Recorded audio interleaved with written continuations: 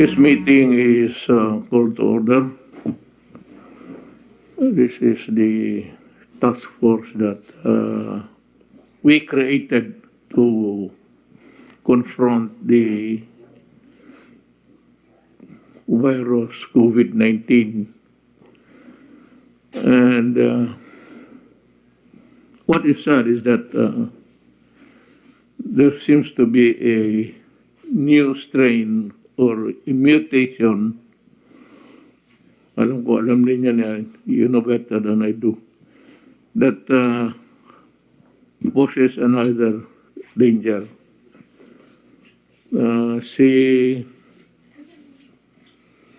Sa Kortan nga sa Hulo is asking for a Navy blockade because there seems to be a new strain or a copy of that strain which has reached Singapore. Then nagdududa siya na may bagong strain, they were told.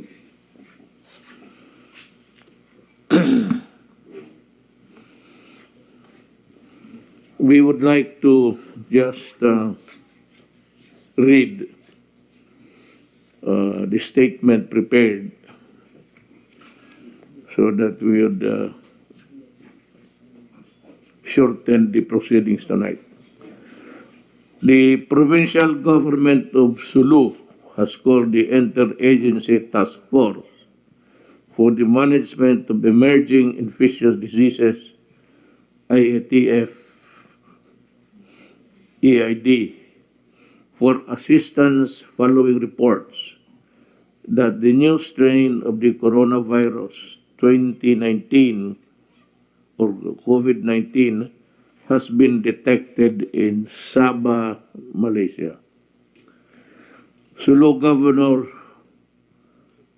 Abdus Kortan on Friday told the Manila Times that he had instructed his staff to consult the task force on how best to handle the emerging situation. Sabah is less than 29 hours by boat from the Sulu archipelago. We have a porous coastlines and a vast Sulu Sea between us and Sabah. And the city national government is equipped with the capacity and logistics to put in place and in operation safeguards and preemptive measures called for, Tan said. The Sulu Task Force COVID-19 is calling on the public not to panic and to heed advisories from official sources. With our frontline partners, we intensify our monitoring and utilize all materials and human resources at our disposal to assure our constituents, and we reiterate our call to them to avoid speculations and spread fake and harmful mongering, the governor said. Akin dito, there is a sentence here which we all, I'm not the only one, I'm sure everybody cut short his Christmas break in Davao City to discuss with health experts and new COVID strains that supposedly originated in the Sulu Kingdom.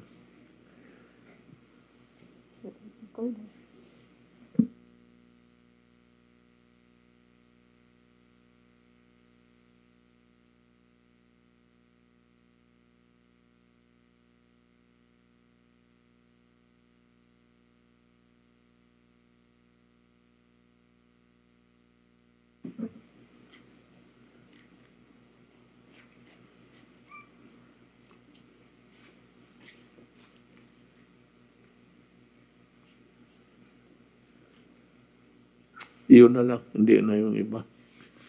In a way, we are the silent points there. The narratives that we hear today is actually, there is a new COVID-19 strain from the United Kingdom. if it is a COVID-19 new, walang nag-iba dito unless there is a mutation or a variant of that COVID-19. Ganun ang pagkasalita niyan. Now,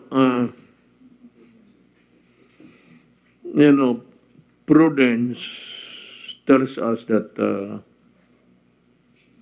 we should confront this emerging infectious disease.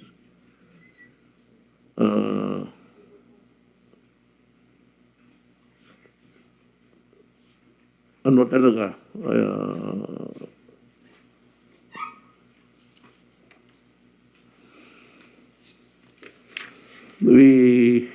I have allowed kasi the face-to-face classes as pilot projects all over the country.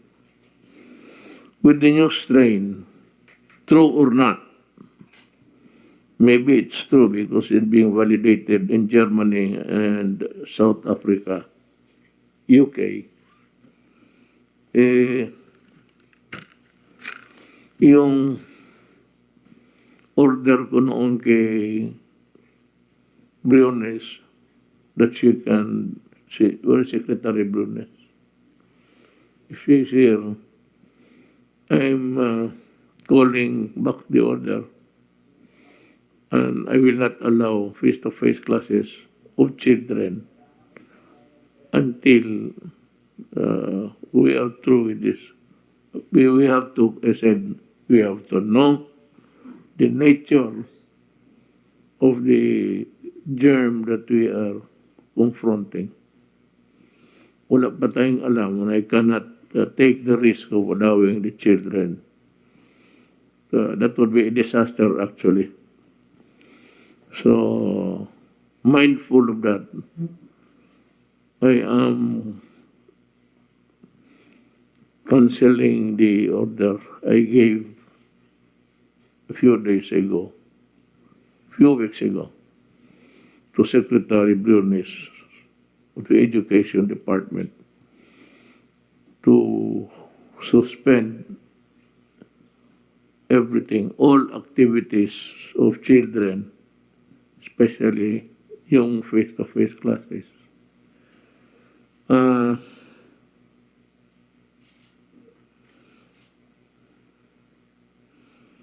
We know only little of how this mutation took place, the new variant. So we would like to call on the experts to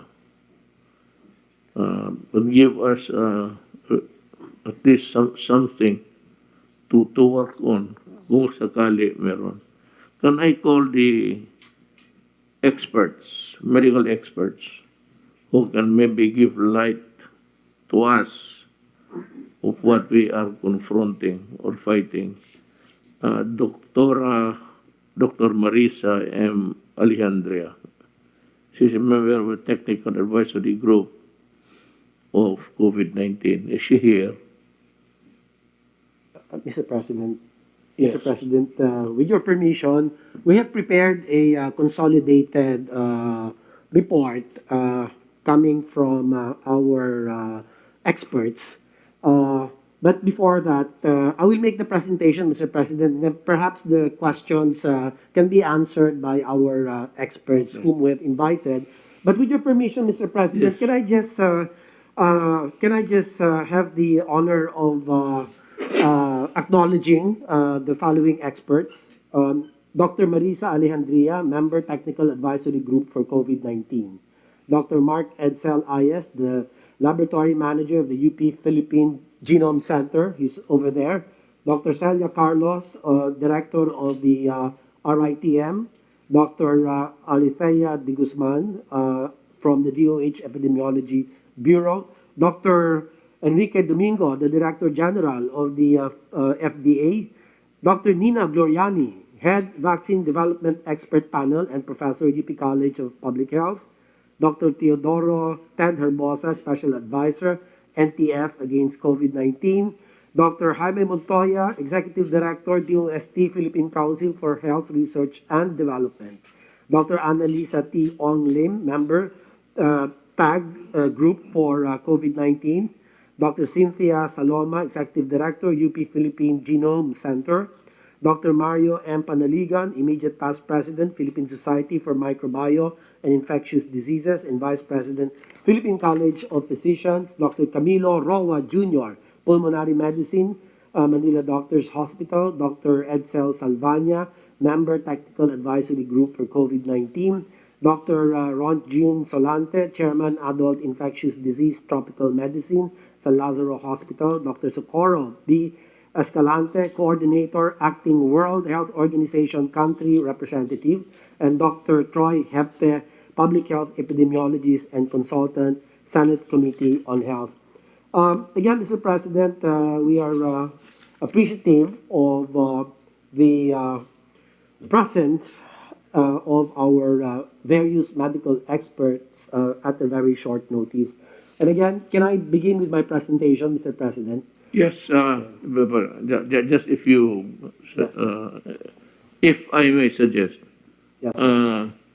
since we are talking of an invasion, actually, of new microbes, kindly tell us how we could prevent it from entering the country, if at all we can. Mahirap yan, but somebody should tell us whether we should close the borders or close the entire country. That's one. And the second is, what medical interventions can we make to fight this deadly virus? So, it's yours now. Yes, sir. Thank you, sir. I'll have a short presentation, Mr. President. Again, thank you, Mr. President, sa lahat po ng ating mga eksperto na pinaunlakan ng ating pong imbitasyon. I would like to share a brief situation sa sinasabing new variant of SARS-CoV-2 na naitala mula sa UK. Ang paunang aksyon dito ng inyo pong IATF at mga karagdagang rekomendasyon mula sa DOH alinsunod sa payo ng ating pong mga eksperto. Ito po, ang new variant ng SARS-CoV-2 ay na naitala sa United Kingdom ay sinasabing mas madaling makahawa at mabilis raw po nitong napapalitan ang predominant na strain na COVID sa Southeast region ng UK at iba pa pong mga parte nito. Sa UK sa ngayon ay 5 hanggang 10% ng lahat ng COVID-19 specimens ay genetic sequencing upang matukoy ang saktong strain or variant. Sa Kent, South England, ang average na sequencing coverage ay nasa 4%. Ang unang kaso na natukoy mula sa bagong variant ay noong September 20 pa. Base sa December 13 report, nasa 1,108 na individual sa England ang may COVID hango sa variant na ito. Ayon sa mga pag-aaral sa loob ng laboratories, ang bagong mutation ay nakadagdag sa kakayanan ng virus na maka-infect ng human and animal cells. Current evidence suggests 70% higher transmissibility o mas mabilis na pangahawa nito. Ngunit wala pa pong indikasyon na ang virus na ito ay nagdudulot ng mas malubhang karamdaman at na maapektuhan nito ang pagtalab ng bagong bakuna kontra COVID. Sa ngayon, higit sa 40 bansa na ang nag-impose ng temporary travel restrictions until December 31 para sa mga pasahero na nagmula sa UK. Next slide, please. Dahil sa inaasahang pagtaas ng mga kaso ngayon Kapaskuhan, minabuti na ng IATF na magdoble ingat at magrekomenda ng temporary travel restrictions. Alinsunod po sa IATF Resolution number 90 na inyo pong inaprubahan noong Disyembre 23 na siyang lahat ng paglipad o biyahe galing sa UK ay pangsamantala munang sususpendihin mula ika-24 hanggang ika-31 ng Disyembre. Kabilang sa mga hindi makakapasok sa bansa ang lahat ng mga biyahero na nanggaling o nagdaan sa UK sa nakalipas na 14 na araw. Para naman sa mga nasa biyahe na at dumating sa Pilipinas bago alas 12:01 ng December 24, sila ay dinala po sa Clark upang tapusin ang 14-day quarantine period, ano pa man ang resulta ng kanilang RT-PCR. Ang detalye sa susunod na slide po. Nakapagkasunduan din ng IATF na balikan at aralin muli ang naturang travel restrictions bago mag-lapse ang effectivity period. Kaugnay na rin ang bagong risk classification na pag-uusapan po at inirekomendang muli sa inyo pong tanggapan na mahal na Pangulo. Ito po yung new quarantine community quarantine status covering the period January 1 to 31st. Next slide po. Ito naman po ay galing sa kay Kalihim Vince Dizon. At dito po makikita po sa mga larawan sa kanan ang protocols sa kanilang pagdating. Ito po yung mga galing UK o dumaan ng UK na dumating po. Sila ay inihiwalay sa ibang mga pasahero at pinaswab. Pinoseso din sila ng ating immigration para ma-confirm kung sila ay mula o dumaan sa UK. Pagkatapos nito, inihatid po sila sa New Clark City para doon tapusin ang 14-day quarantine. Ang kanilang mga swab samples ay padadala rin sa RITM and Philippine Genome Center para sa karagdagan pagsusuri. Ayon sa NTF report mula December 22 to 25, umabot na po sa 79 na pasahero mula UK ang dumating sa bansa, 72 ang dumating sa NAIA habang 7 ang dumating naman po via Clark. Sa 79 na nagmula po sa UK, 2 rito ang bumalik na sa UK, samantalang 77 ang nanatili rito sa Pilipinas. Base sa report kahapon po, 59 na ang mayroon ng test results, kung saan 53 ang negative. Ngunit may isa pong nagpositibo sa COVID at inaantabayanan natin ang 23 na natitirang resulta. Pero yung testing po nito, Mr. President, hindi po nangangahulugan na ito na po yung new variant. Dahil magsasagawa pa po ng pagsusuri ang ating pong mga eksperto mula sa Philippine Genome Center. Next slide, please. Base sa mga ulat na kinalap ng WHO mula ika-28 ng Agosto hanggang ika-23 ng Disyembre, may 12 bansa sa Western Pacific region ang nagtala ng mga imported na kaso mula sa UK. Kabilang po rito ang Hong Kong, China, Singapore, New Zealand, Korea, Japan, Malaysia, Solomon Islands, Vietnam, Australia, Taiwan, and Cambodia. Sa mga ito, 3 bansa ang nakapagtala ng mga kaso base po sa bagong variant. Sa Australia ay may 4 na kaso na natuklasan habang naka-quarantine. Sa Hong Kong ay may 2 kaso, 2 estudyante na edad 14 at 17. Sa Singapore naman po ay may 1 kaso, isa rin estudyante na 17 taong gulang. Sa Japan na na-detect ang new variant sa 5 biyahero mula sa UK. Samantalang wala pang kaso mula sa new variant ang naitala sa Pilipinas. Ngunit nais ko pong tukuyin ang limitasyon ng datos na ito. Ito ay mula sa mga official sites lamang kung saan ang datos ay patuloy na nagbabago o inaayos dahil sa ongoing case investigations. Meron din mga naitalang imported na kaso na hindi matukoy ang pinanggalingan. Ang ating pong recommendation, next slide please. Ito po ang aming rekomendasyon, Ginoong Pangulo, habang nadaragdagan ang mga bansang nag-uulat ng detection ng UK new variant, Ninirekomenda po ng DOH kasama ng mga eksperto ng TAG o Technical Advisory Group ng ating IATF at ng World Health Organization na sa mga manggagaling sa mga bansang may kumpirmadong new variant, gawin mandatory ang pagtapos ng 14-day quarantine period sa New Clark City.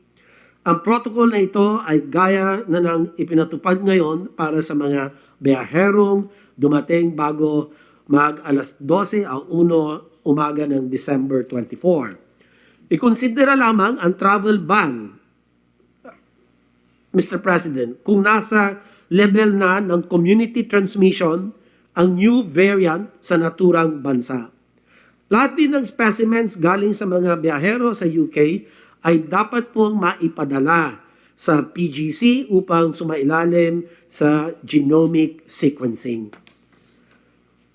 Ito naman ang ating additional action points. Ilan na lang po ito, matatapos na. Ito naman po ang karagdagan complementary action points na naitatag na rin noong nakalipas na IATF para sa lahat ng ating pong international travelers. Patuloy na pagpapatupad ng BOQ, Bureau of Quarantine at OWA sa quarantine at testing protocols para po sa mga papasok sa ating bansa. Sila din ay naatasang magsumite ng line list at i-endorso ang mga international travelers na papasok sa iba't ibang LGUs. Ang DILG at LGUs naman po ay sisiguraduhin na magtatapos ng mga ini-endorsong biyahero ang kanilang 14-day quarantine sa temporary treatment and monitoring facilities o sa kanilang tahanan. Next slide. Kailangan din natin palakasin ang ating kapasidad for biogenomic surveillance at i-institutionalize ito as a comprehensive system integrated with the current influenza-like illness and severe acute respiratory infection surveillance. Kinakailangan din bigyan ng sapat na kakayanan ang ating mga sub-national laboratories gaya ng RITM upang magsagawa ng biobanking o ang pagkolekta at pag-imbak ng samples para sa mga kakailanganin pag-aaral. Ang surveillance systems na ito ay importante din po sa ating pag-monitor ng vaccine effectiveness. Para naman sa mga agarang aksyon, ang inyo pong DOH ay tutulong sa pag-identify ng mga samples na isusumite sa PGC para sa kanilang pagsusuri. Agad rin magre-report ito ng mga areas or population groups na nakitaan ng clustering at community transmission para sa gayon ay agad na makapag-conduct ng biosurveillance ang RITM, ang PGC at ang National Institutes for Health. Ang RITM, PGC at NIH naman ay magkukonduct ng purposive sampling as part of biosurveillance, kung saan uunahin ang mga samples na nakuha sa buwan ng Nobyembre at Disyembre. Samantalang ang RITM ay naatasang mag-develop ng standard operating procedures, response protocol, bilang paghahanda sa mga posibleng bagong variants at strains ng virus. Para po magampanan ang mga tungkulin na ito, Mr. President, aming pong nire-review ang resources na ating kakailanganin at tayo po ay magsusumite ng request for additional budget kung kinakailangan. So ang mga key insights or messages na lang po, nais ko pong ibahagi sa ating lahat po dito at nanggaling po sa ating mga eksperto. Una, sa paglitaw ng bagong variant na ito, mas dapat po natin paigtingin ang pagsunod sa minimum public health standards. Napaka-importante po nitong MPHS, ang paghuhugas ng kamay, cough etiquette, pagsuot ng mask at face shield, pagdistansya ng 1 metro o higit pa, at panigurado na maayos ang ventilasyon or air circulation sa pagprotekta laban sa COVID-19. Hindi lamang po tayo mapuprotektahan ng minimum public health standards sa kasalukuyang variant. Bagkus ang MPHS po ay kinikilalang epektibo sa kahit anong mutation or variant ng virus na ito. At para maiwasan ang pag-mutate ng virus, kinakailangan natin mapanatiling mababa ang mga kaso sa bansa.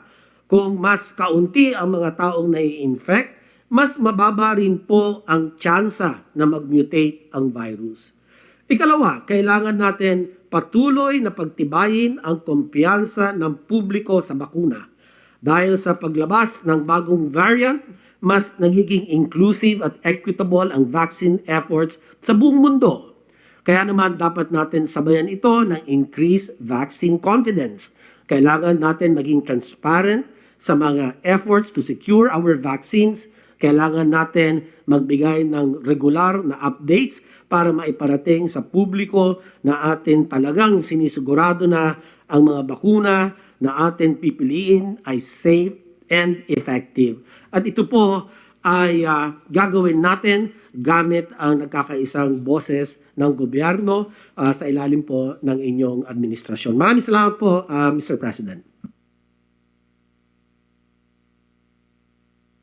We interested to hear from General Galvez. The steps they have taken so far to, I said, confront this new virus.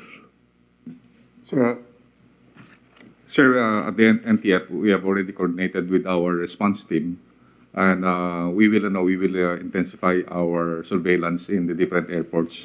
We already informed Cebu City Airport, and they were being instructed by Secretary Vince on isolating the different passengers from UK, and also all airports had been coordinated with DOTR, particularly with Ochi Tuason. We have been coordinating with Secretary Tucade, and with the information on the Sulu area, and also in Sulu, Basilan, Basulta area, we will coordinate with the military through Secretary Del on how we could help the Sulu and also in Tawi-Tawi, so that the intrusion of the possible cases be prevented. And also we forwarded already the letter of the Sulu governor to the IATF and also to DFA, so that they can also arrange with Sabah and also with our post in Malaysia, sir. You know, Galvez, what is very important in that area is really the control of the entry of people, whether or not they have in their bodies already the virus. That's another thing. Kailangan natin i-control yung borders natin, and maybe General Lorenzana might be able to harness the assets of the Philippine Navy, additional Yes, Mr. President. patrol Yeah. from this COVID-19. If it